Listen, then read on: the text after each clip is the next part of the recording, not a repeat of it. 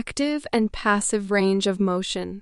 ROM exercises prevent complications of immobility in the musculoskeletal system.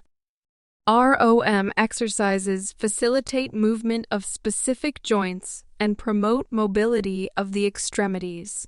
Because changes in joints can occur after just 3 days of immobility, ROM exercises should be started by the nursing assistant as soon as they are directed by the nurse as safe to do so.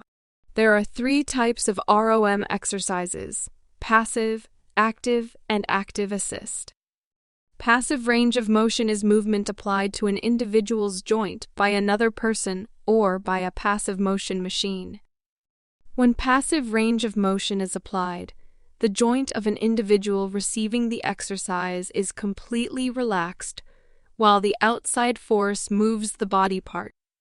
For example, clients who undergo knee replacement surgery may be prescribed a passive range of motion machine that continuously flexes and extends the patient's knee while they are lying in bed.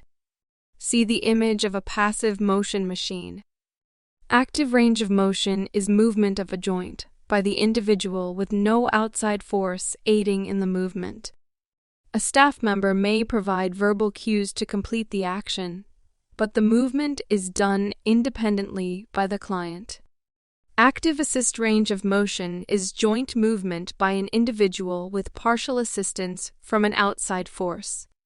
For example, during the recovery period after shoulder surgery, a client attends physical therapy and receives 50% assistance in moving their arm with the help of a physical therapy assistant. Several terms are used to refer to certain body movements during range of motion exercises, such as abduction, adduction, flexion, and extension. Abduction refers to the movement of a limb away from the body's midline. For example, hip abduction is the movement of the leg away from the midline of the body. We use this action every day when we step to the side, get out of bed, and get out of the car. Adduction refers to moving a limb towards the midline. For example, if a person has their fingers spread wide apart, bringing them back together is adduction. Flexion is movement that decreases the angle between 2 bones, and extension is movement that increases the angle between 2 bones. For example, a bicep curl during weightlifting demonstrates both flexion and extension. Flexion occurs when the bicep muscle contracts and the elbow joint bends, lifting the weight. Extension occurs when the arm is straightened back to starting position, increasing the angle between the elbow joint. When assisting a client with ROM activities, the nursing assistant must follow the plan of care established by the licensed therapist. The plan is tailored to the needs of the individual and will include the specific joints to move.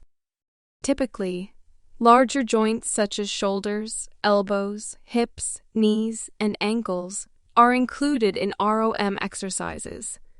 But ROM can be also applied to smaller joints, such as the fingers and wrists. When assisting with ROM exercises, the nursing assistant must support any joints below the joint being exercised to prevent injury. For instance, if the shoulder is being exercised, the nursing assistant places their hands underneath the elbow and wrist to support them. The joint should be moved gently and only to the point to where there is slight resistance. A joint should never be forced to achieve full ROM if there is resistance. For example, a client who has had limited mobility for several years may have a joint that can only be moved a few inches, but it is important to maintain that mobility, no matter how small.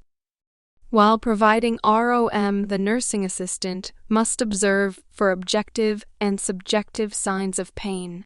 The resident should be asked if they are experiencing any pain during the movement, and the assistant should watch for non-verbal signs of pain like grimacing, clenching the teeth, groaning, or labored breathing. The steps for providing ROM for the shoulder and hip joints in the ROM exercises for the shoulder and ROM exercises for the hip and knee skills checklists later in this module.